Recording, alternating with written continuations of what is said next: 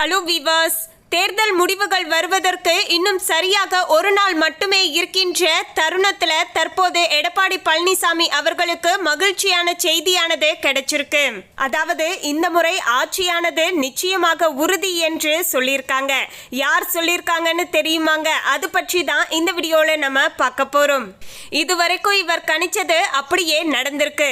அந்த வகையில தான் தற்போது எடப்பாடி பழனிசாமி 2026 சட்டமன்ற தேர்தலில் ஆட்சி அமைக்க போகிறார்கள் என்று கணிக்கப்பட்டு இருக்கு. இந்த விஷயமானது எந்த அளவுக்கு உண்மையாக போகுது என்பது குறித்த பல முக்கியமான டீடைலான தகவலை தான் இந்த வீடியோல நம்ம பார்க்க போறோம்.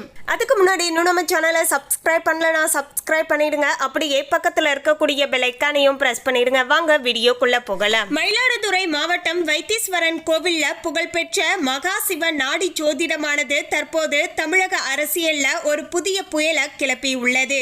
அதாவது 2021 ஸ்டாலின் முதல்வர் ஆவார் என்றும் 2024 மோடி மீண்டும் பிரதமர் ஆவார் என்றும் துல்லியமாக கணித்த அதே மகா சிவ நாடி ஜோதிடர் சிவசாமி தற்போது 2026 சட்டமன்ற தேர்தல் குறித்து அதிரடியான ஒரு ஆருடத்தை வெளியிட்டு உள்ளார்.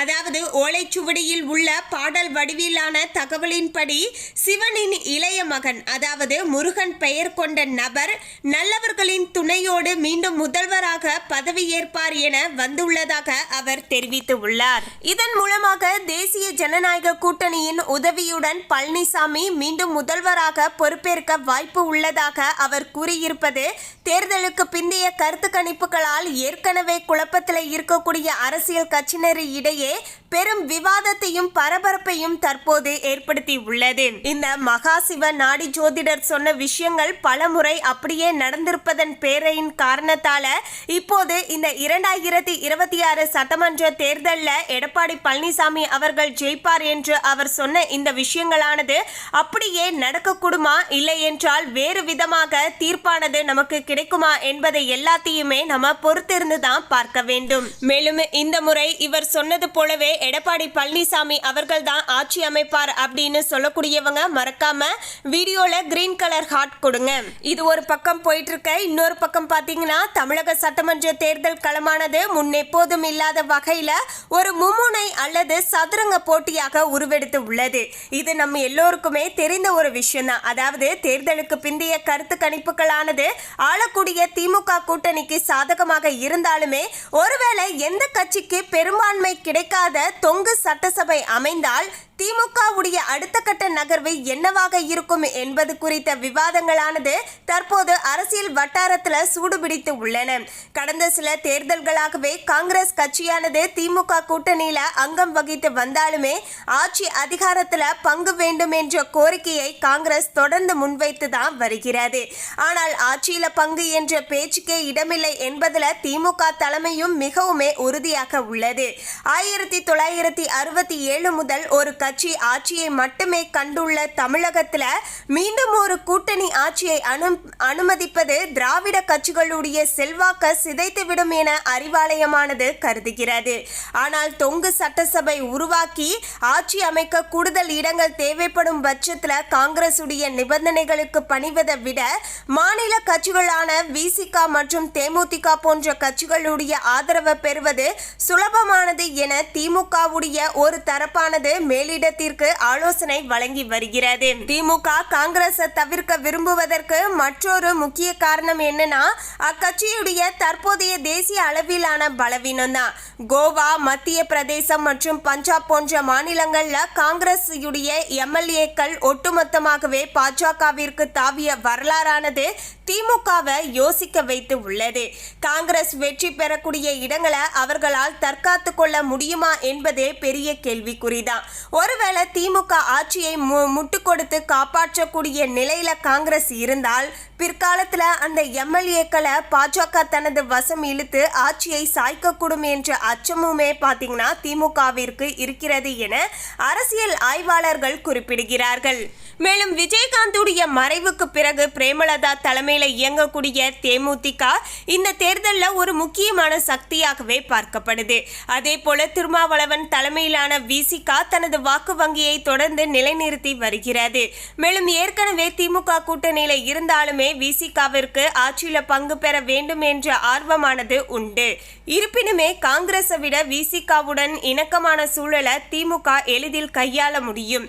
மேலும் ஒருவேளை பெரும்பான்மைக்கு சில இடங்கள் குறையும் பட்சத்தில் காங்கிரஸ் அண்டாமல் தேமுதிகவை உள்ளே இழுப்பதன் மூலமாக வட மாவட்டங்களில் செல்வாக்கு அதிகரிக்க முடியும் எனவும் திமுக கணக்கு போடுகிறது.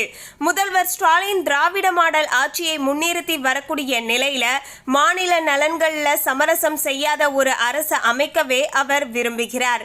தேசிய கட்சியான காங்கிரஸ் மேலிட உத்தரவுக்காக காத்திருப்பது மற்றும் மாநில பிரச்சனைகளில் மெத்தனமாக இருப்பது திமுக தொண்டர்களுக்கு இடையே அதிருப்தியை ஏற்படுத்தி உள்ளது.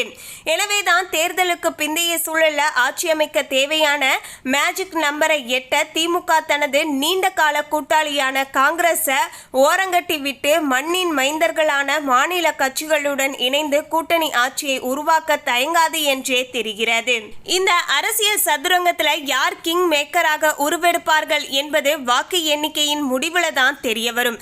அதாவது இன்னும் சரியாக ஒரு நாள் தாங்க இருக்கு. மே 4ஆம் தேதி வாக்குப்பதிவானது நடைபெற போகுது. அன்றைய நாள் எல்லாத்துக்குமே ஒரு முடிவானது தெரிந்துவிடும். மேலும் இருப்பினுமே ஆட்சியில பங்கு என்ற காங்கிரசின் பிடிவாதமே அந்த கட்சியை திமுக கூட்டணியில இருந்து வெளியேற்றக்கூடிய காரணியாக மாறக்கூடும் என்பதுல சந்தேகம் இல்லை. இது ஒரு பக்கம் போயிட்டு இருக்க சேலத்துல பாத்தீங்கன்னா முன்னாள் அமைச்சர் SP வேலுமணியிடம் எடப்பாடி பழனிசாமி காட்டிய மெல்லிய கோபமானது அதிமுக வட்டத்துல பெரும் அதிர்வலைகளை தற்போது ஏற்படுத்தி வருகிறது. மேலும் கொங்கு மண்டலம் டெல்டா மண்டலம் குறித்து விவாதிக்கப்பட்டு உள்ளது. அப்போது SP வேலுமணியை பார்த்து இந்த மண்டலங்கள்ல அதிமுகவில் போட்டியிட்ட வேட்பாளர்கள்ல பெரும்பாலானோர் நீங்க சொல்லி தான் போட்டிருக்க, என்னுடைய வேட்பாளர்கள் கிடையாது, நான் யாரை செலக்ட் பண்ணி வைத்து இருந்தேன் என உங்களுக்கே தெரியும். அதையெல்லாம் தவிர்த்து நீங்க சொல்லி தான் வேட்பாளர்களை மாற்றி நீங்கள் சொன்ன நபர்களுக்கு வாய்ப்பு தரப்பட்டு உள்ளது. அவர்கள் தோல்வி அடைந்தால் அதற்கு முழு பொறுப்பும் நீங்க தான் ஏற்க வேண்டும் என்று மெலிதாக ஒரு கோபத்துடன் சொன்னாராம் எடப்பாடி பழனிசாமி. அதற்கு வேலுமணியும் அப்படியெல்லாம் நடக்காது அண்ணா, நிச்சயம் நாம ஜெயிப்போம் என்று சந்தேகத்துடன் இழுத்தபடியே சொல்லியிருக்காரு வேலுமணி. மேலும் எடப்பாடி பழனிசாமியுடைய இந்த திடீர் அதிரடியால SP வேலுமணி கடும் திக் பிரமையில இருப்பதாக கூறப்படுகிறது. தேர்தல் முடிவுகள் வரப்போகின்ற நிலையில சேலத்தில் நடந்த இந்த சந்திப்பானது அதிமுக வட்டாரத்துல பெரும் பரபரப்பை ஏற்படுத்தி உள்ளது. எடப்பாடி பழனிசாமியின் இந்த அதிரடி நிபந்தனையானது SP வேலுமணிக்கு மட்டுமல்லாமல் மற்ற முக்கிய நிர்வாகிகளுக்கும் ஒருவித நெருக்கடியை ஏற்படுத்தி உள்ளதாகவே தெரிகிறது. தேர்தல் முடிவுகள் வெளியாகும் அந்த தருணத்தில் எடப்பாடியின் இந்த பொறுப்பு கணக்கு வேலுமணிக்கு கை கொடுக்குமா அல்லது சிக்கலை ஏற்படுத்துமா என்பது இன்னும் சில தினங்கள்ல தெரிந்துவிடக்கூடும். மேலும் இந்த தகவலை பற்றிய உங்களுடைய கருத்தை கமெண்ட்ல பதிவு பண்ணுங்க. இந்த தகவல் உங்களுக்கு பிடிச்சிருந்தா லைக் பண்ணுங்க, ஷேர் பண்ணுங்க. இது போன்ற சுவாரஸ்யமான தகவலை தெரிந்து கொள்ள சேனலை சப்ஸ்கிரைப் பண்ணிடுங்க. தேங்க்யூ.